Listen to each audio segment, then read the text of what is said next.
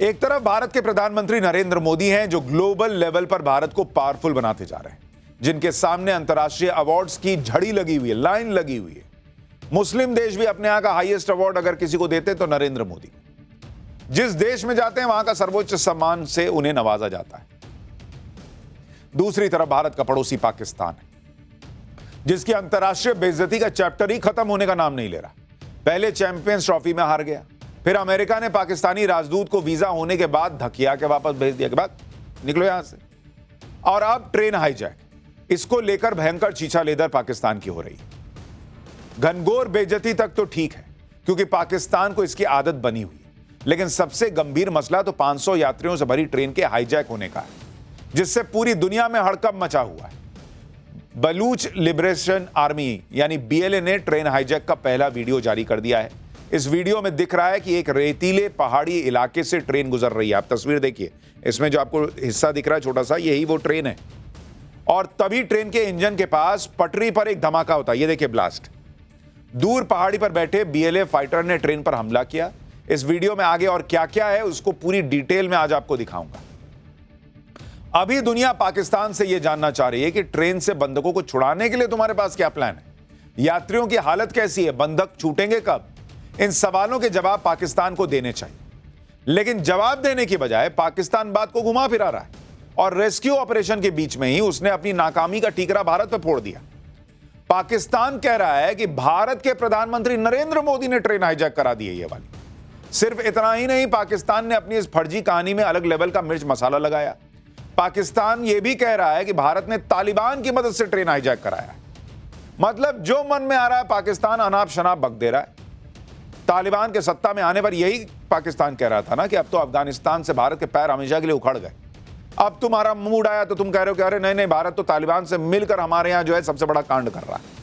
लेकिन पाकिस्तान के नेता और वहां की फौज तो ज्यादा कांडी है भाई। दरअसल पाकिस्तान अपनी सेना का बहुत डंका पीटता है, लेकिन बलोच आर्मी के सामने उसकी ताकत पस दिख रही है। हाईजैक हुई ट्रेन को छुड़ाने की कोई प्लानिंग, कोई हलचल अभी तक पाकिस्तान में दिख नहीं रही, जिससे लोगों का गुस्सा भड़क रहा है। बंधकों को छुड़ाने के लिए पाकिस्तान ने जो झूठ बोला था उसकी पोल खुद पब्लिक खोल रही है। इतना ही नहीं, कुछ समय पहले पाकिस्तान के गृह मंत्री ने कह दिया कि बलूचिस्तान में ऑपरेशन की जरूरत ही नहीं है, उनका एक पुलिसकर्मी सब संभाल लेगा। एक पुलिसकर्मी। लोग अब उनके पुराने बयान वायरल कर रहे हैं। यानी जैसे पाकिस्तान की क्रिकेट टीम को समझ में नहीं आ रहा था कि चैंपियंस ट्रॉफी में करना क्या है, उसी तरह से पाकिस्तान की सरकार और फौज को भी समझ में नहीं आ रहा कि इस इंटरनेशनल बेइज्जती से निपटा कैसे जाए, लोगों को बचाया कैसे जाए। और इसलिए अलाए बलाए बोल रहे हैं, एक्शन ढीले भर का नहीं और मसालेदार कहानी सुना रहे हैं। अरे कहानी सुनाने से होता है बॉस। इतना तुर्रम खा हो तो मोदी के नए इंडिया की तरह ठोक दो, छुड़ा लो बंधकों को, लेकिन तुमसे वो भी ना हो पाएगा। खैर, पाकिस्तान में इस वक्त क्या हो रहा है, क्या वाकई मोदी और तालिबान ने ट्रेन हाईजैक करा दी है? पीएम मोदी ने किन इंटरनेशनल जासूसों की मीटिंग बुलाई है जिससे पाक चीन में हड़कंप मच जाएगा? और कैसे नेहरू की गलती की वजह से बलूचिस्तान भारत में आते आते रह गया था, आज सब दिखाऊंगा। लेकिन पहले जो चल रहा है उसकी एक झलक देखिए।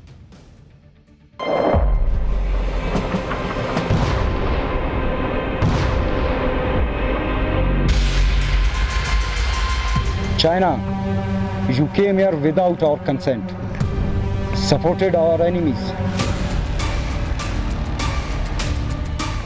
किसी ऑपरेशन की कोई जरूरत नहीं है। ये एक एसएचओ की मार है और आप देखेंगे ये एक एसएचओ की मार रहेंगे इंशाल्लाह ताला। इनके लिए कोई लंबी चौड़ी हमें साइंस करने की जरूरत नहीं है। जब तक मुकम्मल तौर पर अमन कायम नहीं होगा, तरक्की का ख्वाब ये मुकम्मल नहीं होगा।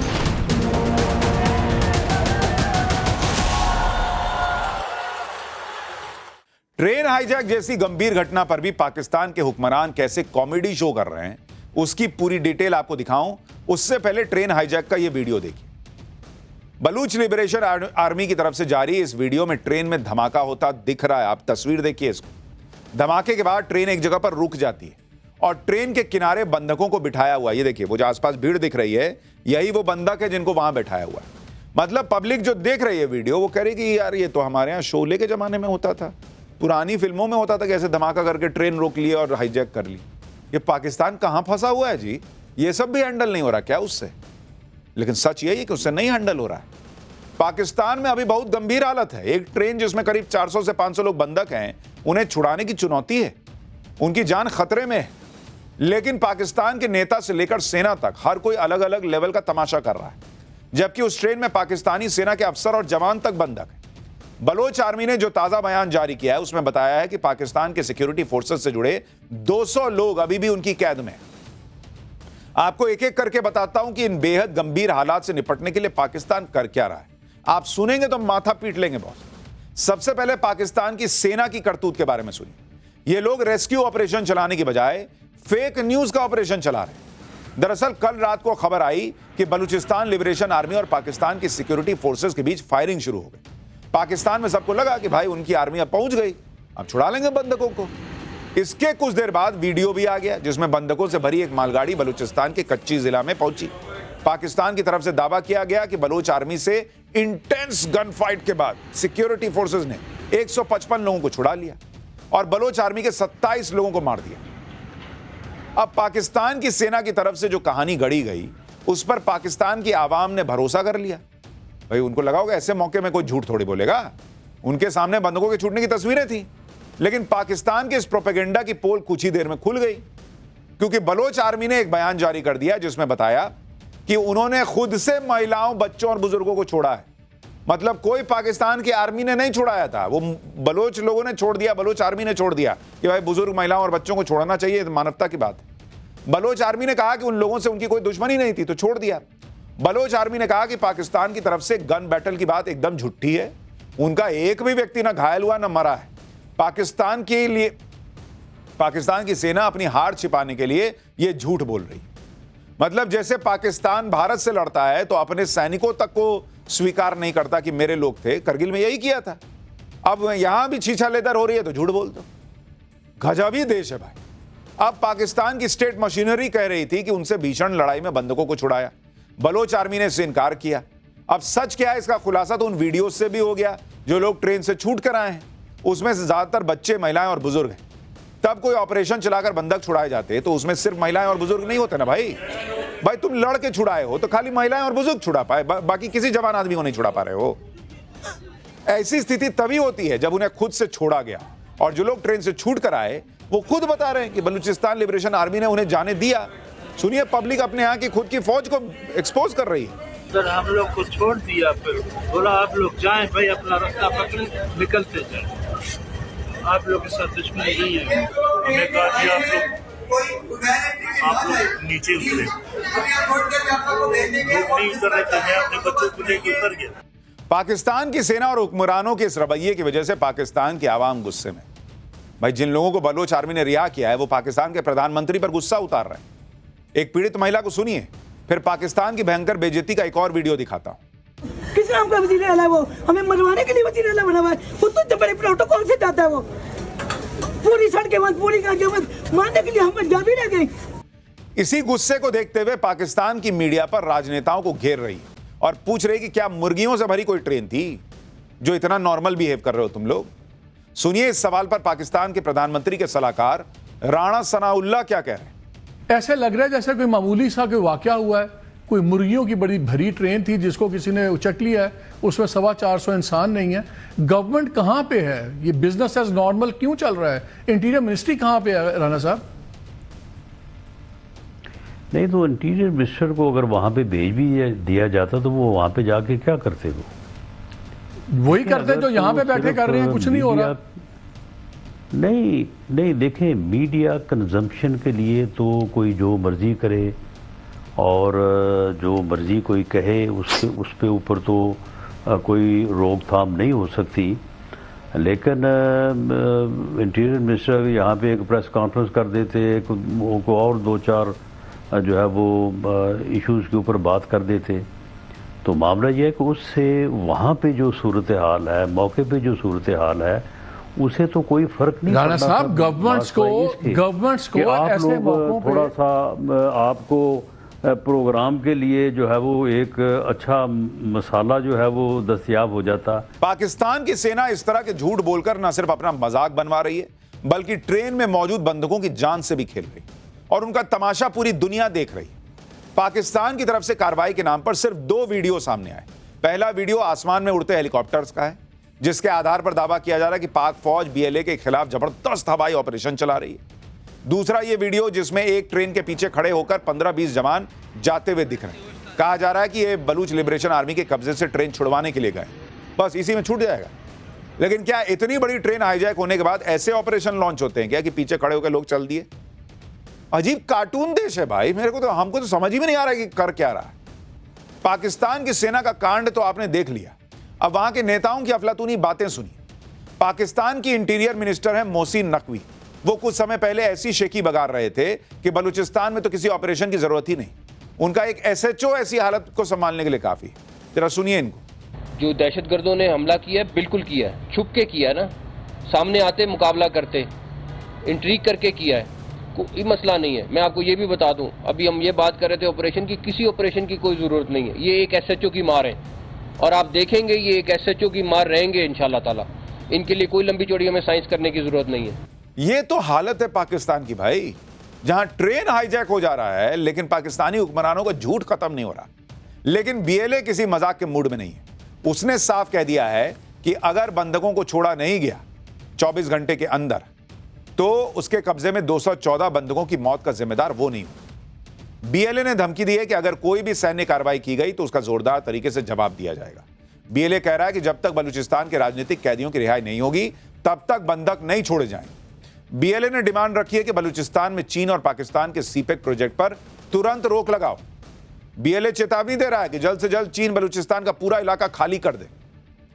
बीएलए ने अपनी मांगे पूरी करने के लिए सिर्फ 48 घंटे का अल्टीमेटम दिया है और धमकी दी है कि 48 घंटे बाद हर घंटे वो 5 बंधकों को मारना शुरू कर देगा और अगर कोई भी सैन्य कार्रवाई की गई तो उसका जोरदार तरीके से जवाब दिया जाएगा। बलूच लिबरेशन आर्मी ने कल लिखित बयान जारी किया था और आज वीडियो भी जारी कर दिया, जिसमें वो सीधे चीन के राष्ट्रपति शी जिनपिंग को चेतावनी दे रहा है। सुनिए एक बार।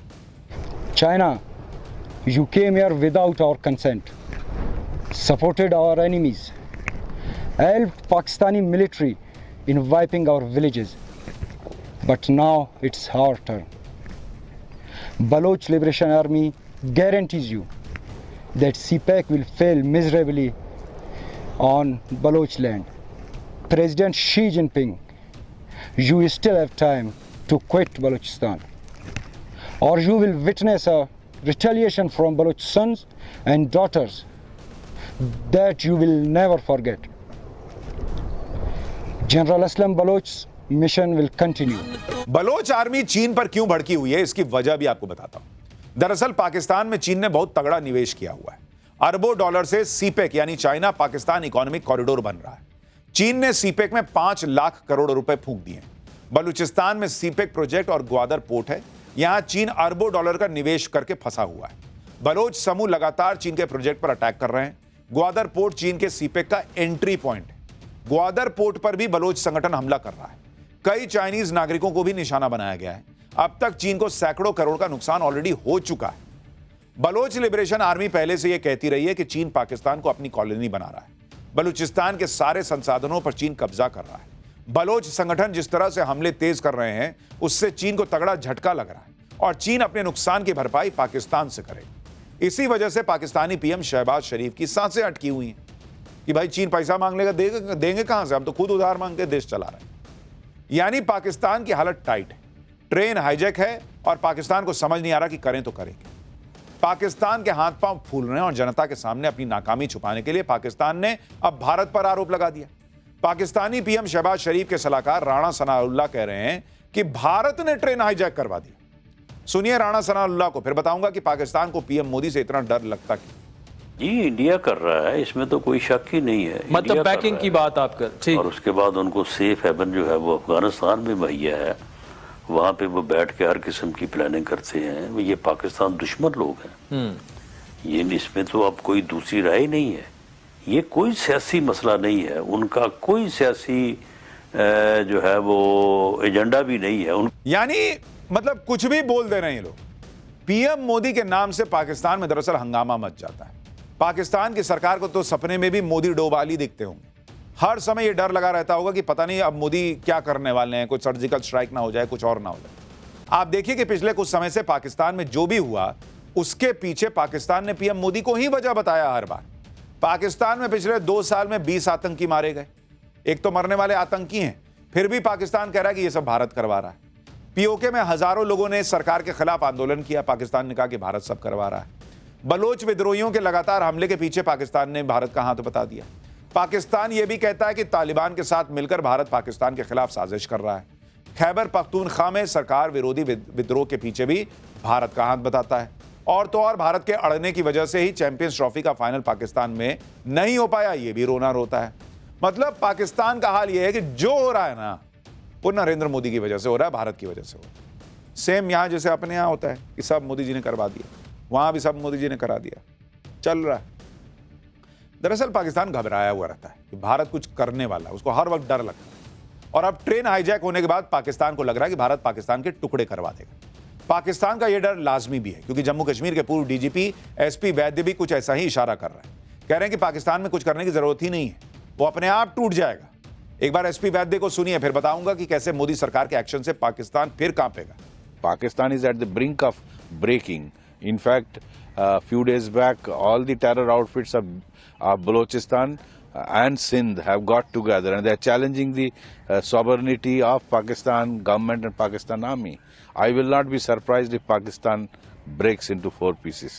बात तो सही है, पाकिस्तान के हालात जैसे हैं वो अपने आप बिखर जाएगा। और रही सही कसर मोदी सरकार के मंत्री अपने बयानों से पूरी कर दे रहे हैं। भाई रक्षा मंत्री राजनाथ सिंह ने कहा था कि पीओके में लोग खुद भारत में विलय की मांग करेंगे, पाकिस्तान को यह सच स्वीकार करना चाहिए। विदेश मंत्री एस जयशंकर अभी हाल में बोल दिए कि जिस दिन पीओके भारत में वापस आ गया, कश्मीर की समस्या ही खत्म हो जाएगी।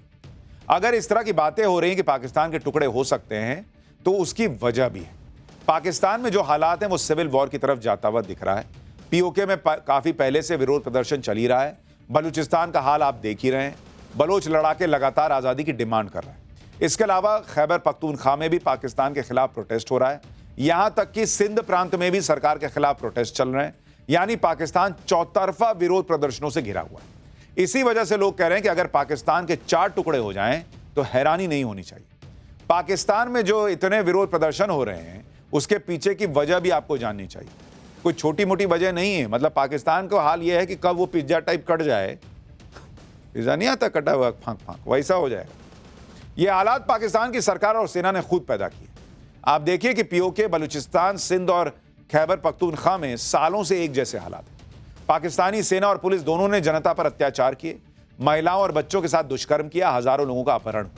सेना के जवाब बिना किसी कारण लोगों को, सेना के जवान जो है वो बिना किसी कारण लोगों को गोली मार देते हैं। विरोध करने पर लोगों को जबरन जेल में ठूंस दिया जाता है। इन इलाकों के संसाधनों को सरकार और सेना लूट रही है। स्थानीय लोगों को इन संसाधनों का कोई फायदा तक नहीं मिलता। आप खुद सोचिए, अगर किसी भी इलाके में लोगों के साथ इस तरह का बर्ताव होगा, ऐसे हालात बना दिए जाएंगे, तो विद्रोह नहीं करेगा तो क्या करेगा? यानी पाकिस्तान का नक्शा बदलने की पूरी संभावना दिख रही है। अगर पाकिस्तान से बलूचिस्तान, सिंध, खैबर पख्तूनख्वा अलग हो जाते हैं और पीओके वापस भारत के साथ मिल जाता है, तो पाकिस्तान के पास सिर्फ पंजाब प्रांत बचेगा। ये देखिए, सब निपट जाएगा भाई। मैं कहा ना, पिज्जा वाला हाल हो जाएगा। कुछ ट्राइबल इलाके बच जाएंगे। यही पाकिस्तान की सरकार और सेना की सबसे बड़ी टेंशन है। बलूचिस्तान और खैबर पख्तूनख्वा के तो कई इलाके ऐसे हैं जहां विद्रोहियों का पूरी तरह से कंट्रोल हो चुका है। आने वाले समय में विद्रोह की आग और भड़कने की आशंका से शहबाज शरीफ को खतरा दिखने लगा है। पाकिस्तान का आज जो हाल है उसके लिए वो खुद जिम्मेदार है, लेकिन हर बार की तरह वो चिल्ला रहा है मोदी मोदी और भारत भारत। अभी तो उसे चिल्लाने और छाती पीटने के और मौके मिलने वाले, और इसमें इसका साथ चीन भी दे सकता है, क्योंकि पीएम मोदी ने गेम चेंजर मीटिंग भी बुला ली। भारत में ऐसा काम होने जा रहा है जिस पर अब पूरी दुनिया की नजर है। भारत में दुनिया के प्रमुख देशों के इंटेलिजेंस चीफ सिक्योरिटी कॉन्क्लेव में शामिल होने आ रहे हैं। अमेरिका की नेशनल इंटेलिजेंस डायरेक्टर तुलसी गबार्ड भारत आ रही हैं। तुलसी गबार्ड पहले ही डीप स्टेट के खिलाफ मोर्चा खोले बैठी हैं। ब्रिटेन और कनाडा के इंटेलिजेंस चीफ भी भारत आ रहे हैं। ऑस्ट्रेलिया, न्यूजीलैंड और जर्मनी के इंटेलिजेंस चीफ भी भारत आ रहे हैं। कुल मिलाकर 20 से ज्यादा देशों के इंटेलिजेंस चीफ और सुरक्षा अधिकारी भारत आ रहे हैं। 16 मार्च को इस सिक्योरिटी कॉन्क्लेव की अध्यक्षता भारत के एनएसए अजीत डोभाल करेंगे। सभी देश खुफिया सूचनाएं और जानकारी साझा करने पर चर्चा करेंगे। डीप स्टेट, पाकिस्तानी आतंकी और खालिस्तान के खिलाफ भारत की लड़ाई को मजबूती मिलेगी। ग्लोबल स्पाई चीफ के इस महासम्मेलन में पाकिस्तान में हाहाकार मचा दिया है। चाहे पाकिस्तान के आतंकी हों या फिर खालिस्तानी एलिमेंट्स या फिर चीन की चाल, सभी का इलाज अब और ज्यादा आसान हो जाएगा, ऐसा लगने लगा है। हालांकि बलूचिस्तान वो इलाका है जो पाकिस्तान में शुरू से शामिल नहीं था। जब भारत का बंटवारा हुआ तो पाकिस्तान बना। उस समय बलूचिस्तान आजाद मुल्क रहना चाहता था, लेकिन पाकिस्तान ने उस 1948 में सेना भेजकर बलूचिस्तान पर कब्जा कर लिया। उसके बाद से ही बलोच लोग अपनी आजादी के लिए संघर्ष कर रहे हैं। बहुत लोग नहीं जानते होंगे कि बलूचिस्तान भारत के साथ मिल जाना चाहता था, लेकिन तत्कालीन प्रधानमंत्री नेहरू ने यह प्रस्ताव स्वीकार नहीं किया। इसके बारे में कैबिनेट सेक्रेटरी रहे तिलक देवेशर ने अपनी किताब पाकिस्तान द बलूचिस्तान कॉनंड्रम में इसके बारे में लिखा है। उसके मुताबिक बलोच नेता खुदादाद खान ने अंग्रेजों से बलूचिस्तान की आजादी की संधि की थी। 1946 में जवाहरलाल नेहरू ने बलूचिस्तान की आजादी को नकार दिया। अंग्रेजों के जाने के साथ ही बलोचों ने अपनी आजादी की घोषणा कर दी। पाकिस्तान ने यह बात मान ली थी, लेकिन बाद में पाकिस्तान मुकर गया।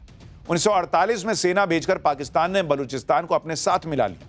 1948 में ही पाकिस्तान ने बलोच नेता खुदादाद खान को गिरफ्तार भी कर लिया। खुदादाद खान से जबरन पाकिस्तान में विलय के समझौते पर साइन करवाया गया। यानी अगर उस समय भारत के नेताओं ने दूरदर्शिता दिखाई होती, नेहरू ने दूर की सोच ली होती, तो आज बलूचिस्तान पाकिस्तान का हिस्सा नहीं बल्कि एक आजाद देश होता। और बात सिर्फ ये नहीं थी कि नेहरू ने बलूचिस्तान की आजादी को नकार दिया था। असली कहानी तो इसके बाद की है। तिलक देवेशर ने अपनी किताब पाकिस्तान द बलूचिस्तान कॉनंड्रम में यह लिखा है कि मार्च 1948 में ऑल इंडिया रेडियो पर एक प्रेस कॉन्फ्रेंस का प्रसारण हुआ। प्रेस कॉन्फ्रेंस में कहा गया था कि खुदादाद खान भारत में बलूचिस्तान का विलय कराने के लिए तैयार थे। विलय के प्रस्ताव पर तत्कालीन पीएम नेहरू ने मना किया। हालांकि बाद में नेहरू ने प्रेस कॉन्फ्रेंस में इन बातों से पल्ला झाड़ लिया। नेहरू ने विलय की खबरों को झूठा और मनगढ़ंत बता दिया। लेकिन फिर जो आज हो रहा है वो सबके सामने